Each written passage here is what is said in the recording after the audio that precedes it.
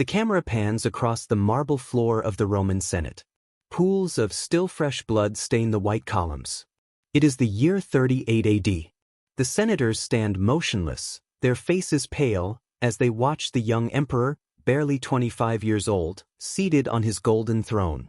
Gaius Julius Caesar Augustus Germanicus, known to all as Caligula, smiles. He has just ordered the execution of 3 senators for not applauding enthusiastically enough during his speech. Their bodies still lie in the adjoining room. This is not the benevolent leader Rome had hoped for. This is the beginning of a reign that will transform the empire into a theater of horror. But to understand the monster, we must return to the child. On August 31st, in the year 12 AD, in Antium, a coastal city south of Rome, Gaius was born. His father was Germanicus, Rome's most beloved general, a hero of the legions and the hope of the empire. His mother, Agrippina the Elder, was a direct descendant of the emperor Augustus. Little Gaius grew up among military camps on the Germanic frontiers, where soldiers dressed him up in miniature military sandals. Caligulae, they called them, hence his nickname, Caligula, Little Boots. The legionaries adored him, carried him on their shoulders, and considered him their lucky mascot. But Caligula's childhood was poisoned from the start. Emperor Tiberius ruled Rome with growing paranoia. Germanicus, Caligula's father, posed a threat to the throne simply because of his popularity. In 19 AD, Germanicus died suddenly in Antioch, Syria. He was only 33 years old. Rumors pointed to poisoning ordered by Tiberius. Agrippina, heartbroken but defiant, returned to Rome with the ashes of her husband and her 6 children. Caligula was only 7 years old when he saw his father's body reduced to ashes. The tragedy had only just begun. Tiberius, increasingly isolated and fearful, unleashed his fury on Germanicus's family. Imperial paranoia knew no bounds. In 29 AD, Agrippina and her 2 eldest sons were arrested on charges of conspiracy. Caligula watched helplessly as his mother was sent into exile on the island of Pandateria. His brother Nero Caesar was confined to the island of Ponza. Their other brother, Drusus Caesar, was imprisoned in the dungeons of the Palatine Palace in Rome. There, Drusus went mad with hunger, even attempting to eat the stuffing of his mattress. He died in 33 AD. Agrippina starved herself to death that same year. Nero was forced to commit suicide. Caligula, barely 17 years old, had lost almost his entire family. How does Caligula survive when his entire family is annihilated? He learns the most important lesson of his life. In Rome, to show weakness means death. In the year 31, Tiberius summons the young Caligula to his villa on Capri. The island has become the retreat of the paranoid emperor, a place of dark rumors about orgies, torture, and perversions. Caligula must live there, under the constant watch of the man who destroyed his family. But the young man shows no hatred or resentment. He becomes the perfect companion, the consummate actor. He smiles when he must smile. He applauds when expected. He hides every thought behind an impenetrable mask. A Roman historian named Seneca would later write, "There was never a better slave or a worse master." On Capri, Caligula learns that absolute power justifies any act, any cruelty. On March 16, 37 AD, Tiberius died in Misenum. He was 77 years old. Some rumors suggest that Caligula, tired of waiting, suffocated him with a pillow or left him to die unaided when the old emperor collapsed. This will never be confirmed. What is certain is that Caligula, at the age of 25, became emperor of Rome. The news erupted in jubilation. The Roman people remembered Germanicus, their heroic father. They saw in Caligula the promise of a new golden age. The streets were filled with celebrations. More than 160,000 animals were sacrificed in the first 3 months of his reign. Coins displayed the young and handsome face of the new emperor alongside the images of his 3 sisters, Agrippina the Younger, Drusilla, and Livilla. Rome embraced its new leader with blind hope. The first 6 months of Caligula's reign seemed to confirm hopes. The young emperor showed generosity and clemency. He returned from exile those unjustly banished by Tiberius. He organized spectacular public games. He reduced taxes. He publicly burned the archives of treason trials that Tiberius had accumulated over the years, promising not to use such methods of terror. He built aqueducts and improved infrastructure. The Senate adored him. The people acclaimed him. It seemed that Rome finally had the leader it deserved. But in October of that same year, 37 AD, Caligula fell gravely ill. Fever consumed him for days. Rome held its breath. Some citizens vowed to sacrifice their own lives if the gods would save the emperor. Caligula survived. But the man who awoke from that fever was not the same man who had fallen ill. What happened during that illness? Was it viral encephalitis that damaged his brain? A stroke that altered his personality? Or simply the moment Caligula decided he no longer needed to wear his mask? We will never know for sure. What we do know is that when Caligula recovers, his actions change drastically. First, he orders those who pledge their lives for his recovery to fulfill their vows. He executes them. Then, he begins systematically eliminating anyone who might pose a threat. His cousin Tiberius Gemellus, who formerly shared power with him, is forced to commit suicide. The Praetorian prefect Macro, who helped Caligula rise to power, is executed along with his wife. The executions become routine. And these are only the prelude to what is to come. In January of 38 AD, Caligula declared that his sister Drusilla was not merely his favorite sister. He publicly proclaimed her to be his lover, his consort, his divine equal. For the Roman people, accustomed to certain imperial excesses, this crossed an intolerable line. Incest was an absolute taboo. But Caligula went further. He began to refer to himself not as a man ruling by mandate of the Senate, but as a living god. He demanded to be worshipped as such. Statues of the gods in the temples began to be replaced by statues of himself. The imperial cult, which under Augustus was a diplomatic formality, under Caligula became a literal demand. Rome watched in horror as its young emperor crossed the chasm between sanity and something far darker. And so, in the early months of 38 AD, Rome faced a terrible question: how to stop a god who believed himself immortal but ruled with the power of the legions. The Senate whispered in the shadows. The Praetorian Guard exchanged nervous glances. The people began to recall with nostalgia even the dark days of Tiberius. For at least Tiberius was hiding on Capri. Caligula was in Rome, at the heart of the empire, and his madness was only just beginning to manifest itself. What no one knew yet was how far he was willing to go.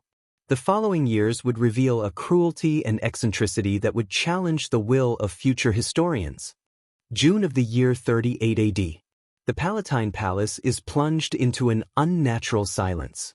Drusilla, Caligula's beloved sister, has died at the age of 22, probably from a fever or complications of pregnancy. The 26-year-old emperor collapses. For days he shuts himself in his rooms, refusing to eat, shouting at the walls. When he finally emerges, his eyes are empty. He declares mandatory public mourning. Laughter is forbidden, bathing is forbidden, family dinners are forbidden. Anyone who shows joy during the mourning will be executed. But mourning is not enough. Caligula summons the Senate and demands that Drusilla be deified. Not as a symbolic posthumous honor, but as literal recognition that she was a goddess. The terrified Senate obeys. Drusilla becomes Diva Drusilla Panthea, goddess of the Pantheon. She is the first Roman woman deified during her brother's lifetime. Caligula orders temples to be built in her honor. Anyone who swears falsely by the name of Drusilla will be executed. With Drusilla dead, Caligula's last emotional tie is severed. The following months reveal an emperor who has transformed Rome into his personal theater of cruelty. Executions become entertainment. Caligula organizes gladiatorial combats, but when condemned criminals are scarce, he orders innocent citizens thrown into the arenas.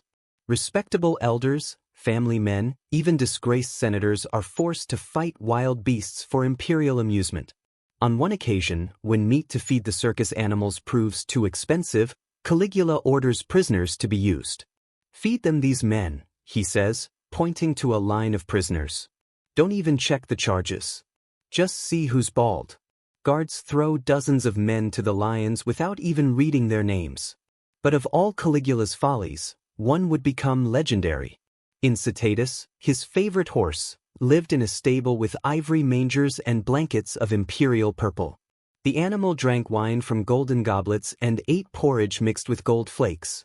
Caligula invited him to dinner at the palace, where slaves served him food on gold tableware. Rumors in Rome grew increasingly outlandish, but the truth was absurd enough. Caligula appointed Incitatus an honorary priest and announced his intention to make him consul. When elderly senators visited the palace, they were ordered to bow before the horse. Humiliation was the point. Caligula wasn't simply mad, he was demonstrating that absolute power allowed him to elevate an animal above the most respected men in Rome. The message was clear. In his eyes, a horse was worth more than a senator. In 39 AD, Caligula decided to demonstrate his military might. He led the legions north into Germania and the Rhine frontier. The soldiers expected a glorious campaign like those of his father, Germanicus. Instead, they witnessed absurdity after absurdity. Caligula ordered his troops to collect seashells from the beaches of the English Channel, calling them spoils of the conquered ocean, to be displayed in Rome as war trophies. In another episode, he built a pontoon bridge over 3 kilometers long across the Bay of Baiae, near Naples. For 2 days, Caligula crossed the bridge back and forth wearing the armor of Alexander the Great, defying Neptune, the god of the sea. He spent fortunes on these displays of empty power while the empire's coffers began to dwindle. Imperial excesses come at a price. In just 2 years, Caligula has squandered the immense fortune of 3 billion sesterces that Tiberius amassed during his 23-year reign. The imperial treasury is in crisis. Caligula's solution is direct and brutal. He plunders the Roman aristocracy. He revives old accusations of treason. Wealthy senators are executed without trial, their property confiscated. Caligula sets up temporary brothels in the Palatine Palace, where he forces daughters of noble families into prostitution. He then sends the bills to their parents, adding taxes on imperial services. He auctions off palace properties at absurd prices, forcing patricians to bid under duress. He invents taxes on everything. Taxes on food, on legal proceedings, on prostitutes' earnings, on transactions between street vendors. Rome bleeds economically while the emperor counts his newfound riches. Caligula has 2 surviving sisters, Agrippina the Younger and Julia Livilla. With Drusilla dead, the emperor begins to deliberately spread rumors that he is having incestuous relationships with both of them. Historians endlessly debate the veracity of these claims, but what is indisputable is that Caligula publicly displays them as his consorts, seating them beside him at banquets where he sits in the patriarch's place. However, in 39 AD, his relationship with his sisters collapses. A conspiracy against Caligula is uncovered, led by Gnaeus Cornelius Lentulus Gaetulicus and Marcus Aemilius Lepidus, the latter being Drusilla's husband when she was alive and the alleged lover of the other 2 sisters. Caligula reacts with fury. Lepidus is executed. Agrippina and Livilla are exiled to the Pontine Islands, the same place where their mother and brothers died years before. Caligula publicly accuses them of adultery and conspiracy. He confiscates their property. The 2 women are sent away on ships without even clothes or money. The cycle of family destruction that Tiberius began, Caligula continues. As Rome descends into chaos, Caligula deepens his delusions of being divine. He orders the construction of a temple dedicated to himself, complete with priests and sacrificial victims. His life-size golden statue dominates the temple, dressed each day in the same robes the emperor wears. The wealthiest citizens are compelled to offer costly sacrifices. But Caligula goes even further. He begins reporting conversations with other gods. He claims that Jupiter speaks to him directly. On nights of the full moon, he is seen on the palace rooftops, shouting at the moon, demanding that the goddess Diana come to his bed. He invites the statue of Jupiter from the Capitoline temple to live with him in the palace. When thunder strikes, Caligula thunders back, defying the king of the gods. "Lift me up to heaven, or I will cast you into Tartarus," he shouts to the clouds. The common citizens, witnessing these spectacles, no longer know whether to fear their emperor or themselves. In 40 AD, Caligula decided to demonstrate his divinity in the most provocative way possible. He ordered that his colossal statue be erected in the Temple of Jerusalem, the holiest site in Judaism. For the Jews, this was not just an insult, it was an abomination that violated the central commandment of their religion. The governor of Syria, Publius Petronius, received the order with horror. He knew that carrying it out would mean a massive revolt. He tried to negotiate, delay, and persuade. Jewish delegations traveled to Rome to plead with the emperor. Caligula received them while inspecting his gardens and properties, barely paying them any attention. "Why is your God so weak that he cannot share his temple with me?" he asked mockingly. Finally, for reasons that historians debate, perhaps due to the intervention of King Agrippa, a personal friend of Caligula, or simply on a whim, the emperor postponed the project. Jerusalem breathed a sigh of relief. But the episode reveals the extent to which Caligula is willing to defy any limit, religious, political, or human. In the halls of the Senate, in the barracks of the Praetorian Guard, in the mansions of the nobility, a silent consensus emerges. Caligula must die. But assassinating him is not simple. He is surrounded by loyal guards, paranoid of any threat, unpredictable in his movements. Moreover, many fear what will come next. Without a clear heir, without a designated successor, Caligula's assassination could plunge Rome into civil war. Yet, fear of the present outweighs fear of the future. A small group begins to form. Among them is Cassius Chaerea, tribune of the Praetorian Guard, a man whom Caligula constantly humiliates, mocking his supposedly effeminate voice and giving him obscene passwords when it is his turn to stand guard. Chaerea is a veteran of the legions, loyal to Rome, not to the emperor. And he is ready to act. December of the year 40 AD.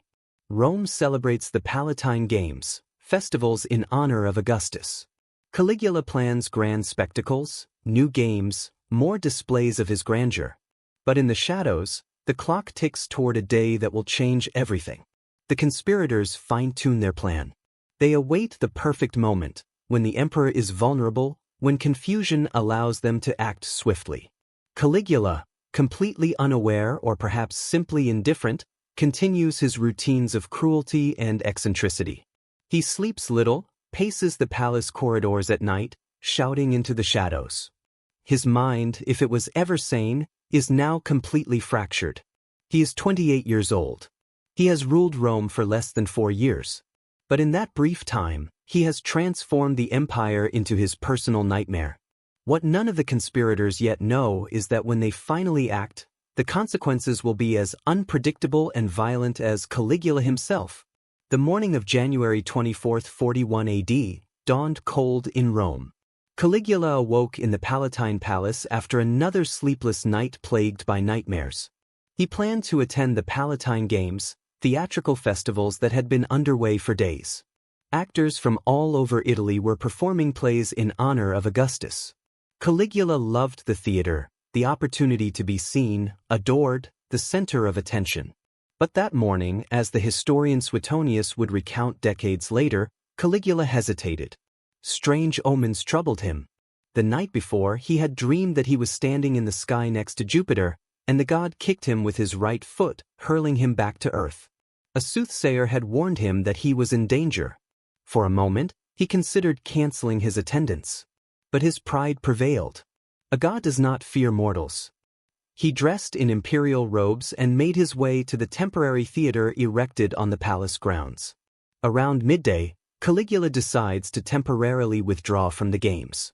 He wants to eat something, change his clothes, and oversee the rehearsals of a group of young Asian actors who will perform a play the following day. To reach his private apartments, he must pass through a narrow underground passage that connects the palace to the theaters. It is a covered corridor with stone walls and a low ceiling. Normally, there are dozens of people in his entourage, but today the crowd is smaller. Several of his usual attendants have been conveniently reassigned or distracted. Caligula walks ahead, conversing with the actor's director about details of the next day's performance. Behind him, Cassius Chaerea and other conspirators walk with their hands tense on their swords. This is the moment they have been waiting for months. The passage is narrow, private, and easy to block. If they act now, they can seal him off quickly. Chaerea steps forward. "The password?" she asks abruptly, as if performing her official duty. Caligula, amused, begins to reply with one of his usual obscene passwords, the kind he uses specifically to humiliate Chaerea. But before the word can fully leave his mouth, Chaerea draws her sword and strikes. The blade slices Caligula's neck, passing between his shoulder and jaw. It is not a fatal blow, but it is brutal. Caligula screams, falls to his knees, clutching the bleeding wound. His expression shows utter shock. A god cannot bleed. But he is bleeding. The other conspirators rush forward. Cornelius Sabinus plunges a sword into his chest. Others stab him in the back, the stomach, the legs. Caligula tries to crawl away, shouting, "I'm still alive." But the swords keep falling. 30 stabs in all. The Emperor of Rome dies in a pool of his own blood, in a dark corridor, without dignity, without glory. The god has been murdered by mortals. News of the assassination spreads through the palace like wildfire. Caligula's fiercely loyal Germanic personal guards go into a frenzy. These barbarian soldiers, brought from the north to serve as the emperor's personal protection, understand no Roman political subtleties. They know only that their leader has been murdered and they must avenge him. They draw their swords and begin killing indiscriminately. Innocent senators at the games are run through. Bystanders are beheaded. The Germans drag Caligula's body into the palace gardens and begin makeshift funeral rites, howling lamentations in their native tongue. Meanwhile, the assassins scatter, each seeking to secure the Senate and control the Praetorian Guard. But there is one problem none of the conspirators have adequately considered. Who will be the next emperor? Caligula's assassins don't stop with the emperor. They seek to eliminate his entire family line. They find Caesonia, Caligula's fourth and last wife, a woman the emperor genuinely seemed to love in his own twisted way. Soldiers corner her in her chambers. Caesonia doesn't beg for her life. According to accounts, she extends her neck, offering it to the sword. She dies with a single blow. But the most brutal act is yet to come. Julia Drusilla, Caligula and Caesonia's infant daughter, barely a year old, is snatched from her nurse's arms. A soldier holds her by the feet and smashes her head against a stone wall. The child's skull is shattered. Caligula's direct bloodline is exterminated in less than an hour.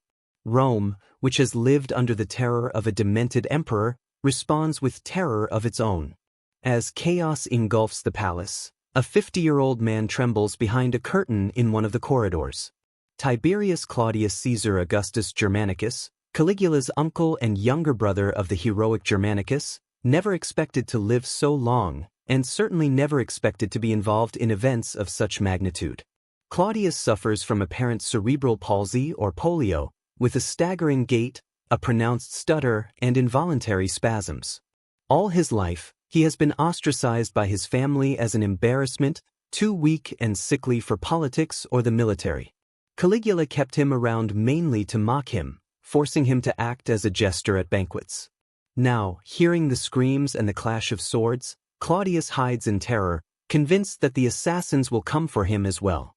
A Praetorian guard named Gratus searches the palace, checking rooms. He finds a curtain moving suspiciously.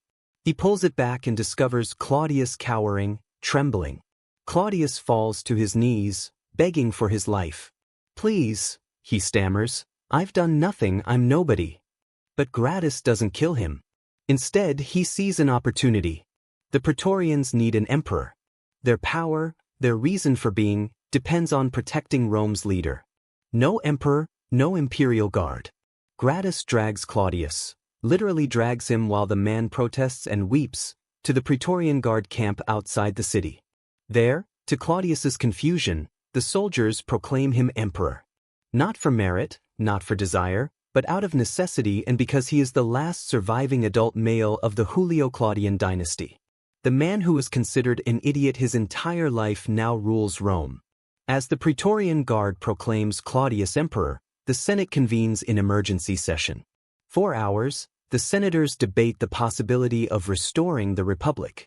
After all, with Caligula dead and no clear heir, this is the opportunity some have dreamed of for decades, to end imperial rule and return to the republican system of elected consuls and shared power. The speeches drag on. Factions form. Some senators propose names of potential leaders. Others warn of the chaos of the transition. But while the senators speak, the Praetorian Guard acts. They send messengers to the Senate with a simple ultimatum: recognize Claudius as emperor or face the legions. The Senate, pragmatic and fearful, yields. The republic will not be restored. The empire will continue. Claudius is officially ratified. The anomaly of Caligula is over. But its consequences are only beginning to unfold. Caligula's body is treated with the contempt Rome feels for his memory. The Germanic guards, finally subdued, hand over the mutilated corpse. No one wants to touch it. The emperor who proclaimed himself a god lies bloated and decayed under the January sun. There is no state funeral, no procession through the forum, no official lamentations. His sisters, Agrippina and Livilla, are summoned from exile to fulfill the bare minimum of familial duty. They, the very women he exiled and humiliated, must cremate his body. They do so without ceremony in the Lamian Gardens, an imperial estate. The ashes are hastily buried, without a monumental tomb, without glorious inscriptions. Years later, rumors will suggest that Caligula's ghost haunts those gardens, that screams are heard at night. No one wants to build there. The emperor who demanded divine worship ends up with the burial of a common criminal. Rome breathes a sigh of relief. The streets that for 4 years held back fear now erupt in restrained celebration. No one dares to celebrate too openly. They still don't know what kind of emperor Claudius will be, but the relief is palpable. However, the damage is done. Caligula has demonstrated something terrible, that the Roman imperial system, without effective checks and balances, can place a monster in absolute power. That a single man, with the legions behind him, can enslave an entire civilization. The Senate learned this. The people learned this. And future emperors will learn this too. Claudius, the stammerer, the outcast, the historical accident, must now rebuild what his nephew destroyed. But while Rome tries to forget, one question hangs like a sword over the empire. Was Caligula a unique case of individual madness, or did he reveal something darker about the nature of absolute power itself? The answer to that question will unfold in the centuries to come, with emperors like Nero, Commodus, and Domitian. But in January of the year 41 AD, Rome simply wants to breathe. The god is dead. Mortals have survived. But at what price? 2,000 years after his death, historians, psychologists, and scholars still debate the same question. What made Caligula the monster he was? Was he born evil? Did circumstances create him? Was it mental illness, brain damage, or simply the sheer corruption of absolute power? To answer this, we must examine not only the man, but also the system that produced him and the historical sources that documented his crimes. For the truth about Caligula is buried beneath layers of propaganda, exaggeration, and possibly historical defamation. Separating fact from fiction 2 millennia later is like excavating an archaeological site where every layer contains both truth and myth. Everything we know about Caligula comes from a handful of Roman writers, none of whom were direct witnesses to his reign. Suetonius, the most detailed, wrote his biography, The Lives of the 12 Caesars, 80 years after Caligula's death, around 120 AD. Suetonius worked in the imperial archives and had access to official documents, but he also collected gossip, rumors, and sensational exaggerations. Dio Cassius wrote his Roman history almost 200 years later, in the 3rd century.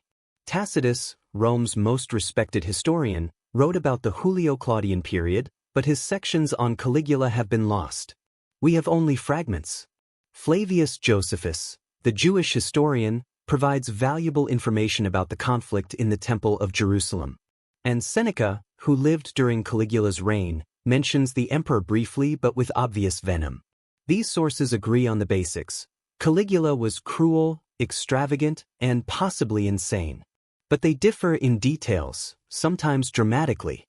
There is a fundamental problem with all these sources. They were written by or for the senatorial class, the very group that Caligula terrorized and humiliated. The senators had every reason to paint Caligula as an absolute monster. It legitimized his assassination, justified the Claudian dynasty that followed, and served as a warning against future tyrants. Moreover, in Roman culture, vilifying dead emperors was a way of wielding political power in the present. Exaggerating Caligula's crimes made later emperors look better by comparison. So how much of what we know is literal truth and how much is malicious exaggeration? Modern historians walk a fine line. Some, like the classicist Anthony Barrett, argue that the ancient sources are fundamentally reliable in the essentials, even if exaggerated in specific details. Others, more skeptical, suggest that Caligula may simply have been a young and inexperienced emperor who made powerful enemies. One popular theory about Caligula is medical, that his illness in October of 37 AD fundamentally changed his brain. Viral encephalitis, caused by infections such as herpes simplex, can produce dramatic personality changes, disinhibition, hypersexuality, and erratic behavior, all symptoms Caligula exhibited. A minor stroke could have damaged areas of the frontal lobe responsible for impulse control and social judgment. Temporal lobe epilepsy, another possibility, can cause bizarre episodes of behavior, religious hallucinations, and violent outbursts. Suetonius himself mentions that Caligula suffered from morbus comitialis, the Latin term for epilepsy. Modern physicians, analyzing ancient descriptions, have suggested diagnoses ranging from bipolar disorder to paranoid schizophrenia. But these are all retrospective speculations based on texts written by non-physicians centuries ago. We will never know for sure whether Caligula was organically ill or simply a sadist with unlimited power. Another explanation looks not to Caligula's brain but to his psychological development. Seeing his father die young, witnessing the systematic destruction of his family, living for years under the watchful eye of the man who murdered his mother and siblings, all of this constitutes extreme trauma. Modern psychology recognizes that such experiences can create severe personality disorders. Caligula learned from childhood that life has no value, that power justifies any cruelty, that survival requires a mask of indifference. When he finally attained absolute power, all those toxic lessons surfaced. He had no benevolent role models. Augustus died when Caligula was a child. Tiberius taught him paranoia and cruelty. Germanicus, the only positive role model, was assassinated when Caligula was 7. Without moral anchors, without developed empathy, Caligula became the perfect product of a system designed to create tyrants. But perhaps the simplest explanation is the most terrifying. Caligula wasn't insane. He simply had absolute power and chose to use it without restraint. The historian Lord Acton wrote in the 19th century that power tends to corrupt, and absolute power corrupts absolutely. Caligula faced no real checks and balances. The Senate was powerless. The Praetorian Guard owed him loyalty. The legions obeyed. The people had no voice. What happens when a traumatized and resentful 25-year-old discovers that literally no one can tell him no? That he can execute senators out of boredom, steal property at will, rape whomever he pleases, declare himself a god without consequence? Perhaps Caligula simply asked, "Why not?" And without a convincing answer, he proceeded to explore every limit of what absolute power allows. In this sense, Caligula is not an aberration. He is the imperial system taken to its extreme. Some revisionist historians go further and suggest that much of the Caligula legend is fabricated. They argue that Caligula attempted genuine reforms, reducing the power of the Senate, strengthening the imperial cult, centralizing authority, and that the senatorial aristocracy vilified him for it. The episode of Incitatus, the horse consul, for example, may have been a satirical commentary on the ineffectiveness of the Senate, not literally an attempt to make an animal ruler. The incest accusations could be exaggerations of legitimate honors bestowed upon his sisters, similar to those Egyptian pharaohs gave to their families. The conversations with the gods could have been standard religious rituals misinterpreted by hostile critics. This view is a minority view and controversial. But it raises a valid question. To what extent is our Caligula the historical Caligula, and to what extent is he a literary creation designed to serve specific political agendas? To understand Caligula, we must understand the Rome that produced him. Roman society was extraordinarily violent by modern standards. Gladiator games, where men killed one another for entertainment, were commonplace. Slavery was widespread, with masters holding life and death power over their slaves. Public executions were family entertainment. Roman soldiers crucified enemies by the thousands. In this context, Caligula's cruelty, while extreme, was not entirely abnormal. What made him remarkable was directing that cruelty toward the Roman upper classes. Emperors who massacred barbarians or slaves were celebrated. Caligula executed senators. Therein lay the unforgivable transgression. Had he limited his excesses to the lower classes or external enemies, history might well remember him differently. From March of 37 to January of 41, just 46 months. In that brief period, Caligula demonstrated the fragility of the Roman order. He exposed the fact that the imperial system depended entirely on the individual character of the emperor. There was no written constitution, no effective checks and balances, no legal procedure for removing a tyrant except assassination. Caligula revealed this truth brutally. After him, Rome would attempt to develop protective mechanisms, more assertive senates, praetorian prefects with counterbalancing power, imperial councils, but fundamentally the problem would remain unsolved. The empire would produce more Caligulas. Nero would burn Rome. Commodus would proclaim himself Hercules reincarnated. Elagabalus would surpass even the sexual extravagances attributed to Caligula. The system was broken. Caligula was simply the first to demonstrate it so vividly. And perhaps that is the most important question about Caligula. What lesson was Rome supposed to learn, and why did it never learn it? Caligula's death should have been a moment of fundamental reform. It should have forced a serious conversation about limits to imperial power. But Rome chose the easy way out, to declare Caligula an exceptional case of individual madness, to pretend that the system worked well and they simply had bad luck with a demented emperor. Claudius was proclaimed, the Senate returned to its routines, and everyone preferred to forget that for 4 years they had lived under the reign of terror of a single man. This denial guaranteed that history would repeat itself. And it did, again and again, for the next 4 centuries until the Western Empire itself collapsed. Caligula was not the disease. He was the symptom. And no one wanted to acknowledge it. Imagine a Roman senator in the year 39 AD. Let's call him Marcus, though his real name has been lost to history like so many others. Marcus is 50 years old, with a distinguished career, grown children, and a villa outside Rome. One morning he is summoned to the palace. He doesn't know why. No one ever knows why. He walks through the marble halls, his stomach clenched with fear. He is greeted by guards who lead him before Caligula. The emperor, barely older than Marcus's children, looks at him with those eyes that seem not to truly see people. "Your wife is beautiful," Caligula says. It is not a compliment. It is a declaration of ownership. That evening, Marcus's wife is summoned to the palace. Marcus must send her himself. He must smile. He must be grateful for the honor. Because if he shows resentment, if he shows pain, his entire family will be executed. This is the everyday terror of living under Caligula. You don't know when your turn will come, you only know it could come at any moment. Caligula didn't just kill individuals. He destroyed entire lineages. When he executed a patrician for treason, real or imagined, he confiscated all his property. But he didn't stop there. The condemned man's children were often executed as well, to prevent future reprisals. Wives and daughters were stripped of their status, forced into prostitution, or exiled without resources. Families that for generations had served Rome, that had produced consuls and generals, were erased from the historical record in an afternoon. Their names were carved from public monuments. Their estates were redistributed to imperial favorites. The survivors learned never to mention their fallen relatives. It was as if they had never existed.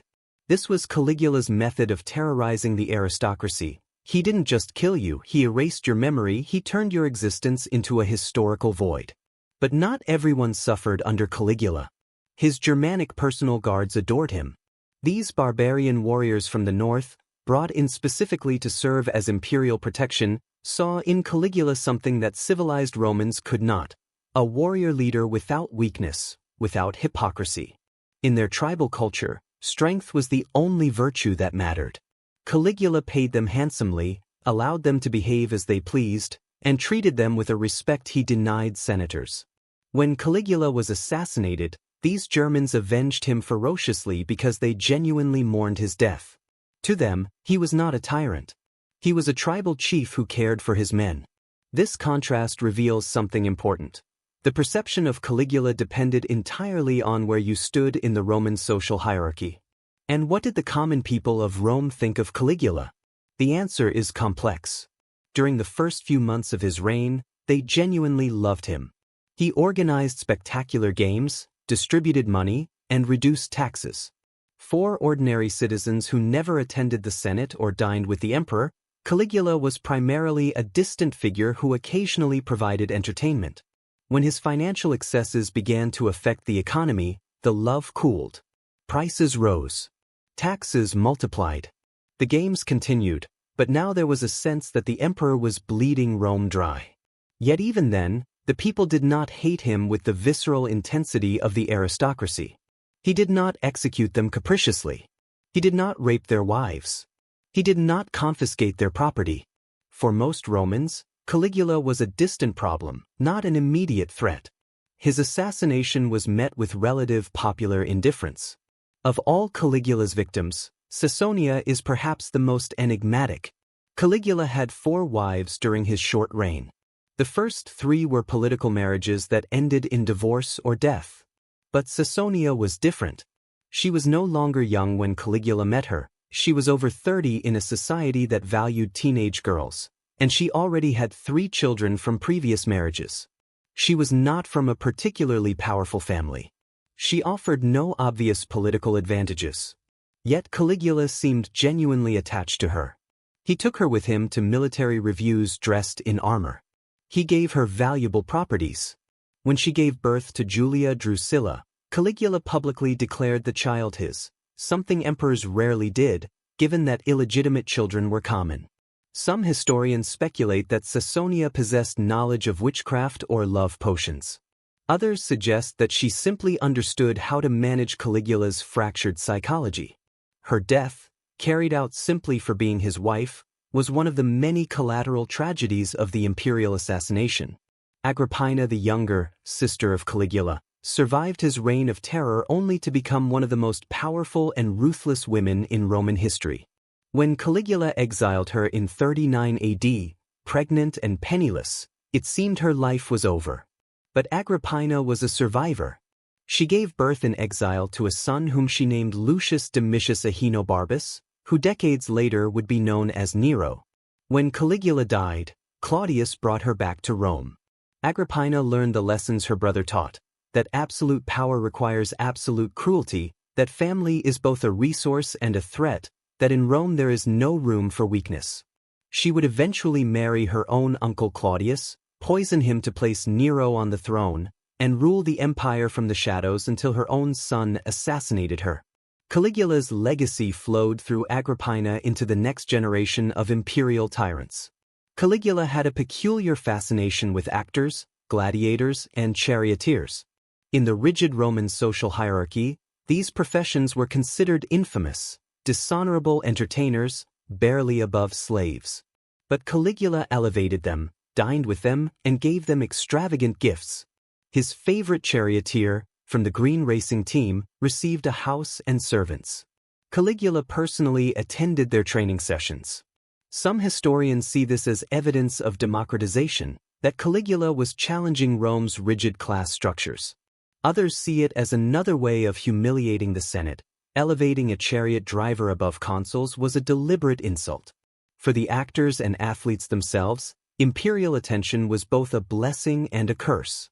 As long as Caligula favored them, they lived in luxury. But his favor was capricious.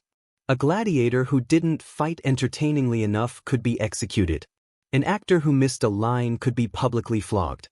Caligula's love was as dangerous as his hate. Caligula's conflict with the Jews was not confined to Jerusalem. In Alexandria, Egypt, the empire's second-largest city, lived a large Jewish community. In 38 AD, tensions between Jews and Alexandrian Greeks erupted into violence.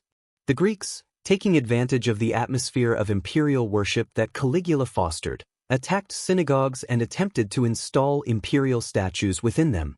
The Jews resisted. The Roman prefect of Egypt, Flaccus, sympathized with the Greeks. Pogroms broke out. Jewish homes were looted. Families were massacred. Delegations from both sides traveled to Rome to appeal to Caligula. The Jewish philosopher Philo of Alexandria led the Jewish delegation. His account of the audience with Caligula is chilling. The emperor received them while inspecting properties, barely paying them any attention, mocking their eating habits, and asking why their god did not eat pork. When the Jews tried to explain their beliefs, Caligula simply walked away, bored. The delegation returned without a resolution. For Caligula, the suffering of thousands was less interesting than decorating a villa. Cassius Chaerea, the Praetorian tribune who would deliver the fatal blow to Caligula, had his own personal reasons beyond the good of Rome. Chaerea was a military veteran with decades of honorable service. But Caligula constantly mocked him, suggesting he was effeminate, assigning him obscene passwords when he commanded the guard, Venus, Priapus, words that humiliated his masculinity before his subordinates. In Roman military culture, where honor was everything, these humiliations were unbearable. But Chaerea could not retaliate. A strike against the emperor meant instant death. So he swallowed his rage for months, building it up like poison. When he finally conspired to assassinate Caligula, his motivation was as much personal as political. He was avenging his honor as much as saving Rome. This mixture of noble and petty motives characterizes many of history's great moments. Heroes are almost never pure. But Caligula's most numerous victims never appear in history books. The slaves executed on a whim. The soldiers sent on pointless expeditions and left to die. The prostitutes forced to work in the palace's makeshift brothels. The builders who died in accidents during extravagant projects. The peasants impoverished by excessive taxes who never knew the emperor's name but felt his cruelty in every confiscated harvest. History remembers the senators murdered because senators wrote history. But for every aristocrat executed, hundreds of ordinary people suffered without anyone recording their names. Caligula destroyed lives at every level of Roman society. Only some of that destruction was deemed worthy of remembrance. The rest faded into the silence of history, as completely erased as if they had never existed. And perhaps that is the true horror of absolute power, not only what it does to the powerful, but what it does to the countless powerless whose suffering is not even considered worthy of documentation. Claudius, the accidental emperor, faces a traumatized empire. His first act as leader is to execute Cassius Chaerea and the other principal conspirators. Not out of loyalty to Caligula, Claudius felt no sorrow for his nephew, but out of political necessity. Allowing the assassination of an emperor to go unpunished would set a dangerous precedent. If the Praetorian Guard could kill one emperor and get away with it, what prevented them from killing the next? Chaerea, the man who freed Rome from the tyrant, dies for his heroism. Such is the brutal logic of imperial power. But Claudius also understands that he must differentiate himself from Caligula. He restores confiscated properties to aristocratic families. He remembers exiles. He publicly promises not to use accusations of treason as a political weapon. He reorganizes imperial finances, attempting to repair the economic damage of extravagant spending. Rome watches cautiously, waiting to see if the inept stutterer will prove to be a better ruler than the brilliant young man who terrorized them. The Senate formally decrees the damnatio memoriae against Caligula, the condemnation of his memory. It is the most severe punishment Rome can impose on a dead citizen. All statues of Caligula must be destroyed. His name must be chiseled from public inscriptions. Coins bearing his image must be melted down. Any honor bestowed during his reign must be revoked. It is an attempt to erase Caligula from history, to pretend those 4 years never happened. Teams of workers roam Rome with hammers and chisels, hammering away at marble faces until they are unrecognizable. But the damnatio memoriae never truly works. Romans speak of Caligula in whispers for decades. His name becomes synonymous with tyranny. Mothers frighten children with tales of the mad emperor. Writers use him as the ultimate example of corrupt power. In trying to erase him, Rome paradoxically immortalized him. Claudius ruled for 13 years, from 41 to 54 AD. It was a largely competent reign. He expanded the empire by conquering Britain. He improved the infrastructure with aqueducts and canals. He codified laws and implemented administrative reforms. But fundamentally, he did not change the system that allowed Caligula to terrorize Rome. The emperor still held absolute power. The Senate remained powerless. The Praetorian Guard remained the true kingmakers. The only difference was the individual emperor's character. Claudius was relatively benevolent. His successor, Nero, would begin benevolently but eventually rival Caligula in cruelty and excess. The cycle would continue because no one was willing to address the root cause, that the Roman imperial system lacked effective mechanisms of checks and balances. In 50 AD, Claudius made a fatal mistake. He adopted Agrippina's son, Nero, as his heir, placing him above his own biological son, Britannicus. Agrippina, Caligula's surviving sister, had seduced and manipulated her uncle Claudius into marriage and now secured power for her son. Nero was 13 when he was adopted. He was trained by the philosopher Seneca, educated in rhetoric and Stoic philosophy. Everyone expected him to be an enlightened ruler. In 54 AD, Claudius died suddenly after eating mushrooms. Rumors pointed to Agrippina, that she had poisoned him to hasten Nero's succession. This was never confirmed. What was certain was that Nero, at 17, became emperor. The early years of his reign were promising. But slowly, inevitably, the old patterns emerged. Absolute power began its corrupting work.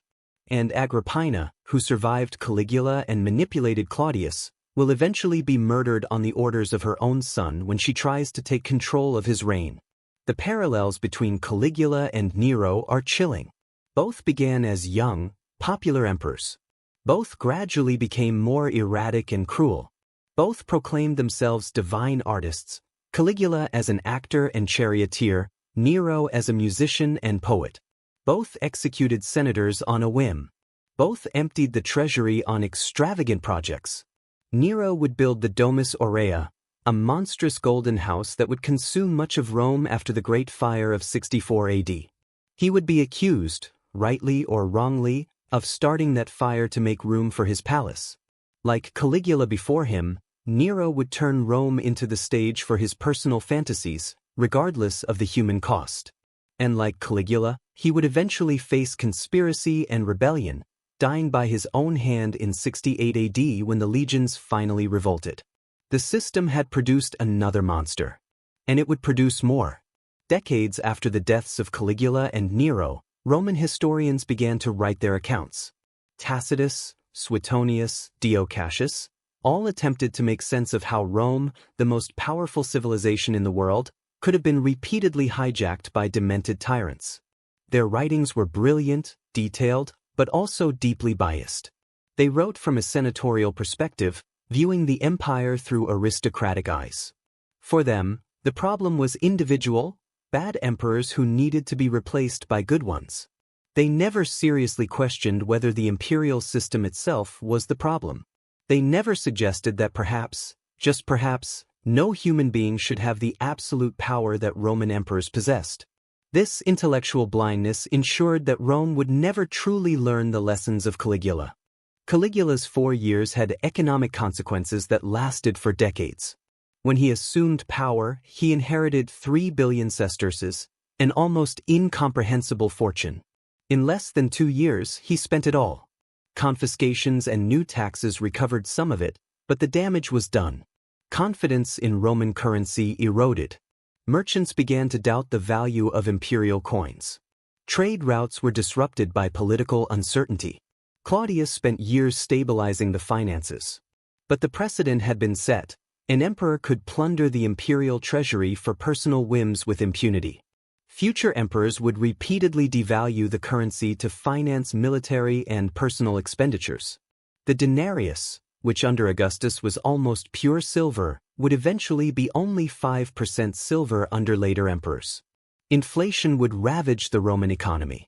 Modern economic historians trace the beginning of this decline to the financial irresponsibility of emperors like Caligula. Caligula transformed the imperial cult from a diplomatic formality into a literal demand. Before him, emperors were deified after death, and only if the Senate so decided. The cult served primarily to unify diverse provinces under common Roman symbols. Caligula demanded worship as a living god. After his death, his successors cautiously retreated. Claudius refused to be worshipped in his lifetime. But the precedent had been set. In the eastern provinces, where divine rulers were an ancient tradition, Roman emperors began to be treated more and more as literal gods. This trend would reach its peak under Domitian, who insisted on being called Dominus et Deus, Lord and God. Christian refusal to participate in the imperial cult would eventually make them enemies of the state. The resulting persecutions would shape Christianity for centuries, all traceable, in part, to Caligula's divine megalomania. 2,000 years later, Caligula remains in the Western cultural consciousness in a way that few Roman emperors do. Mention Nero, and people think of someone playing music while Rome burns. Mention Marcus Aurelius, and they think of the philosopher emperor. Mention Caligula, and they think of madness, cruelty, and sexual excess. He has been the subject of novels, films, and plays. Tinto Brass's 1979 film, starring Malcolm McDowell, presented Caligula as an extreme sexual pervert, so extreme that the film became notorious historical pornography. The BBC television series, I, Claudius, portrayed him as a theatrical monster. Countless cultural references use his name as a synonym for demented tyranny. This enduring fame is ironic. Caligula, who demanded to be remembered as a god, is remembered as a monster. But he is remembered. His damnatio memoriae failed completely. And this brings us to the counterfactual question: could Rome have avoided Caligula? If Germanicus hadn't died, if Tiberius hadn't destroyed his family, if Caligula hadn't survived those years on Capri learning the dark lessons of power, would things have been different? Or was the imperial system so fundamentally corrupt that it would eventually produce a Caligula anyway? Historians debate this endlessly.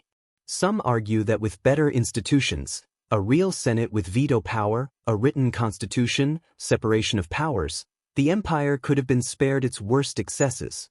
Others insist that once Rome abandoned the Republic, the path to tyranny was inevitable. Absolute power attracts those most willing to do anything to obtain it. And once obtained, absolute power transforms even decent people into monsters. Caligula simply accelerated a process that was embedded in the DNA of the imperial system from the very beginning. Of all the stories about Caligula, none is more famous than that of Incitatus, the horse supposedly appointed consul. But let's carefully examine what the ancient sources actually say. Suetonius writes that Caligula planned to make Incitatus consul, not that he actually did. Dio Cassius says that Caligula promised the consulship to the horse, possibly as a joke or a threat. There is no official record, no inscription, no administrative document showing that Incitatus ever formally served as consul. What seems most likely is that Caligula, frustrated with the Senate, made sarcastic remarks about how his horse would do a better job than the senators. This taunt was exaggerated and taken literally by later writers. But the distinction matters. An emperor who literally tries to make a horse consul is completely insane. An emperor who uses the threat as a political insult is being cruel and sarcastic, but rational. The difference between these interpretations fundamentally alters how we understand Caligula. These accusations served to politically delegitimize enemies. In the case of Caligula, who did indeed execute and humiliate many senators, there was ample motivation to exaggerate or fabricate stories about his sexual behavior. What is probably true is that Caligula deliberately violated social norms. He may have had relationships with senators' wives, But this was as much a demonstration of power as sexual gratification. Sex in Rome was always political. The accusation of incest with his sisters is more difficult to assess. Publicly displaying them as consorts may have been symbolic, imitating Eastern dynasties. Or it may have been literal. We will never know for sure. What we do know is that every sexual accusation must be examined with skepticism, recognizing that ancient writers used sex as a rhetorical weapon as much as they reported facts. In 39 AD, Caligula built a pontoon bridge over 3 kilometers long across the Bay of Baiae, near Naples. This is a documented fact. Ancient sources agree on the basic details. Caligula ordered ships to be lashed together to form a floating bridge, covered with earth. For 2 days he rode back and forth across the bridge wearing golden armor, supposedly that which had belonged to Alexander the Great. Why did he do this? The sources offer explanations. Suetonius says that an astrologer had predicted that Caligula was as likely to become emperor as he was to ride across the Bay of Baiae, so he built the bridge to defy the prediction. Dio Cassius suggests that he was defying Neptune, god of the sea. Other historians propose that he was imitating the Persian king Xerxes, who built a pontoon bridge across the Hellespont. The truth may be simpler. It was an extravagant display of imperial power, demonstrating that he could command the impossible and the legions would obey. During his campaign in Germania and Gaul in 39 and 40 AD, Caligula supposedly ordered his legions to collect seashells on the beaches of the English Channel, calling them spoils of the conquered ocean, to display in Rome. This episode has puzzled historians for centuries. Did it really happen? Suetonius reports it as fact. But some modern scholars suggest an alternative explanation. Conci, in Latin, can mean both shells and military barracks. It may be that Caligula ordered his troops to build or repair barracks, and a later scribe or translator misinterpreted the term. Or it may be that the episode was satirical, that Caligula, frustrated by the lack of actual military victories, ordered the absurd gesture as a mockery of expectations of triumph. Or it may be entirely true, that in a moment of whim or madness, he really did order legionaries to collect shells. The ambiguity reflects the central problem of studying Caligula, separating fact from mockery, from exaggeration, from malicious invention. October of the year 37, the illness that supposedly transformed Caligula. Sources say he fell gravely ill, that Rome prayed for his recovery, that when he healed he was a different man. But what illness was it? Modern diagnoses are speculative. Viral encephalitis remains the most popular explanation among medical historians. Encephalitis can cause dramatic personality changes, disinhibition, hypersexuality, all symptoms Caligula exhibited afterward. But it could also have been epilepsy, which Suetonius mentions, or a minor stroke, or simply a severe fever that left no brain damage but did psychologically traumatize the young emperor, forcing him to confront his mortality. Or, and this is the most unsettling possibility, there may have been no transformation at all. It may be that Caligula always had these tendencies, and the first few months of benevolence were simply calculated acting until he consolidated his power. The illness becomes a convenient narrative that allows historians to divide his reign into good Caligula and bad Caligula. But human reality is rarely that simple. Caligula's plan to install his statue in the Temple of Jerusalem is well documented by multiple sources, including Philo and Josephus, who had access to Jewish records. This definitely happened. Caligula ordered the governor of Syria to erect a colossal statue of himself in Judaism's holiest site. The governor, Publius Petronius, understood that this would cause a massive rebellion. The Jews would rather die than allow such a desecration. Petronius delayed, negotiating, sending letters explaining the danger. Jewish delegations traveled to Rome to plead. King Agrippa, a close friend of Caligula and a Jew himself, personally interceded. Eventually, for reasons never entirely clear, perhaps Agrippa's persuasion, perhaps mere whim, Caligula postponed the project. Before he could review it, he was assassinated. This episode is critical because it demonstrates that Caligula was willing to provoke a religious civil war to satisfy his ego. It wasn't simply cruelty toward individuals. It was a total indifference towards the consequences of his actions on millions of people. Beyond the extravagance and cruelty, Caligula did complete some legitimate building projects. He continued the Aqua Claudia aqueduct, begun by Caligula and completed by Claudius, which brought fresh water to Rome. He built a new port on the Rhegium, facilitating trade with Sicily. He began a navigable canal from Lake Avernus to the Tyrrhenian Sea. These were not whims, they were functional public works that benefited the empire. But they were overshadowed by his frivolous spending on palaces, pleasure boats with built-in gardens and baths, and extravagant displays. The contrast suggests that Caligula was not entirely incompetent as an administrator. He understood infrastructure and could plan complex projects. He simply didn't care about balancing useful works with absurd personal expenditures.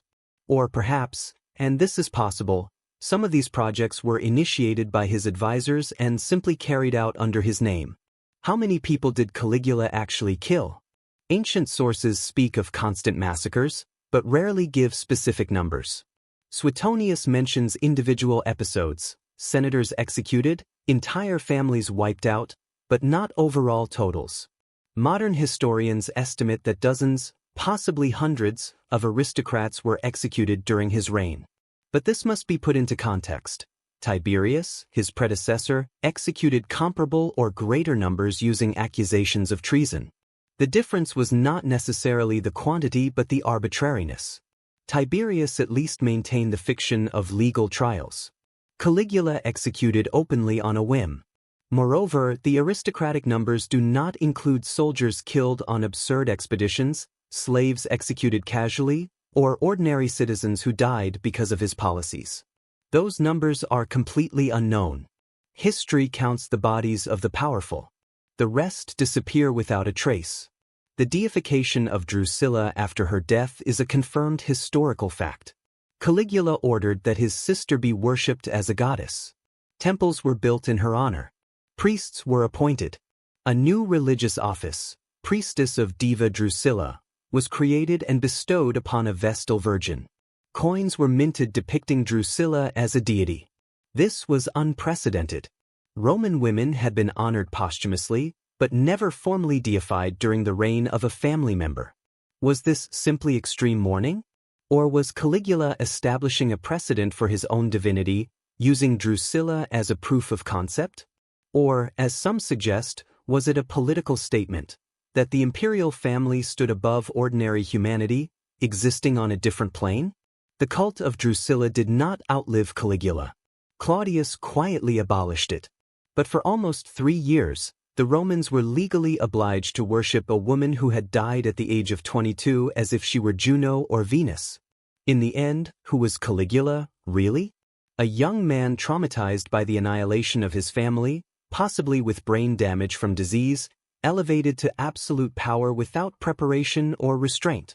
Or a calculating sadist who used his intelligence to terrorize and exploit. Or a victim of historical propaganda, an emperor whose actions were systematically exaggerated by enemies who outlived him? Or all of these things simultaneously, because human beings contain multitudes, especially when absolute power reveals every facet of their character. What we know for certain is limited. He ruled for less than 4 years, spent fortunes, executed aristocrats, defied religious and social norms, and died violently at the age of 28.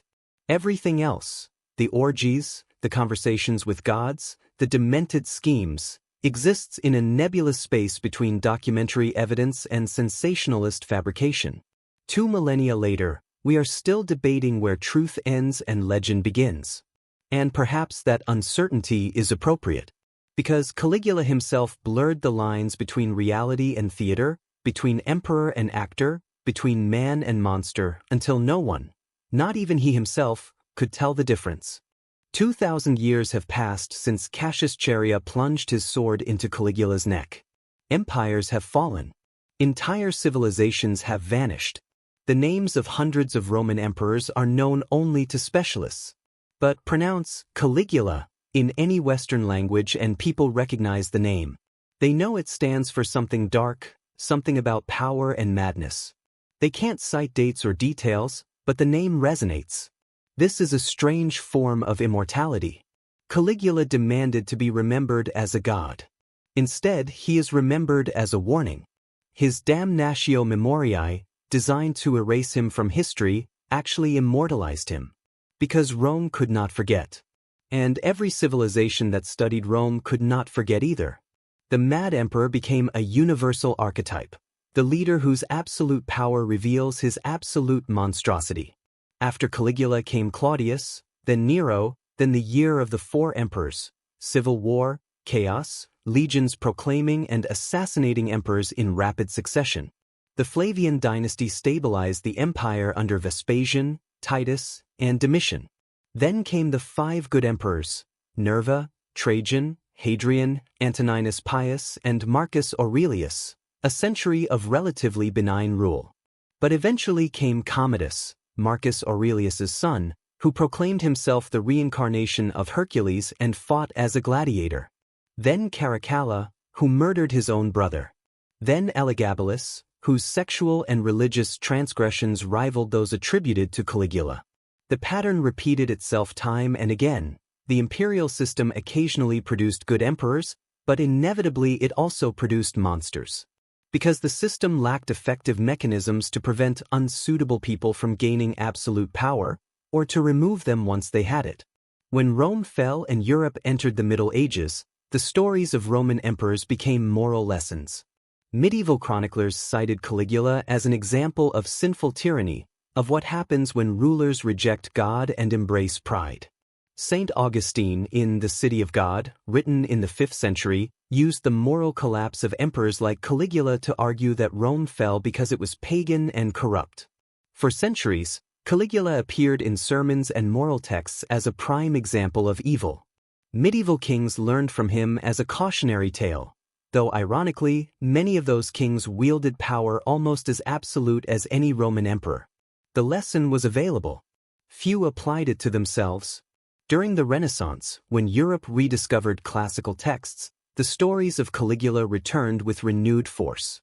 Humanists read Suetonius and Tacitus in the original Latin. Artists created paintings and sculptures depicting episodes from his reign.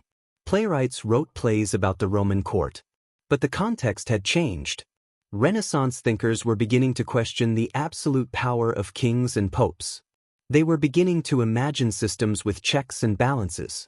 Machiavelli, in The Prince, analyzed power clinically, without moralizing. For political thinkers of the 16th and 17th centuries, Caligula was not simply a moral tale about sin. He was a case study of what happens when power has no institutional limits. The seeds of modern political thought were germinating, fertilized in part by the horrific example of emperors like Caligula. The Enlightenment philosophers of the 18th century were obsessed with Rome. Montesquieu analyzed the rise and fall of the Roman Empire in Considerations on the Causes of the Greatness of the Romans and of Their Decline.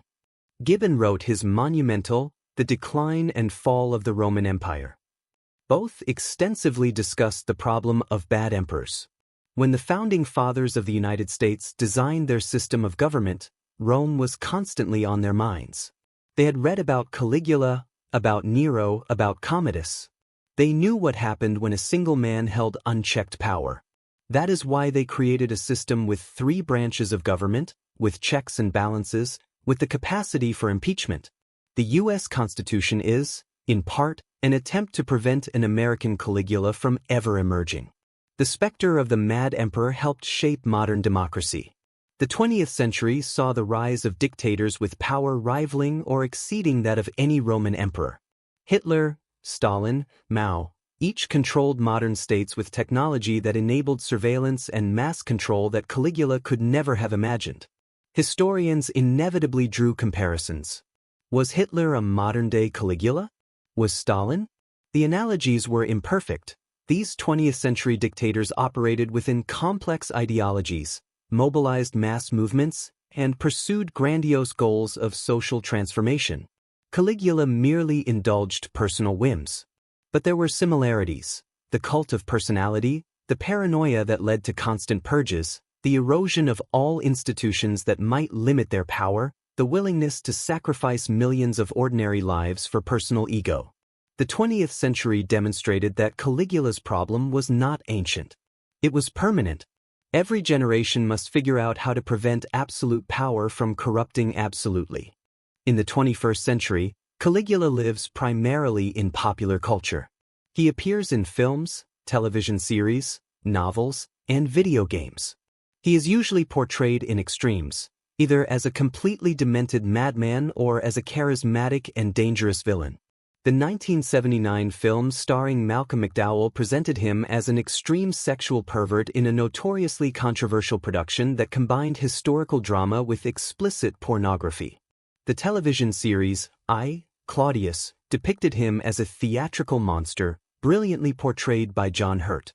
Historical novels have attempted to humanize him, to explore his psychology, to explain how a traumatized child became a tyrant. But whatever the interpretation, Caligula continues to fascinate. Because he represents something we recognize, the charismatic leader who turns out to be a monster, power that corrupts even the best intentions, the collapse of civilization into tyranny. Here, at the end of our exploration, we return to the fundamental questions. Was Caligula a unique case of individual madness, or a symptom of a corrupt system? Was he medically ill, psychologically damaged, or simply evil?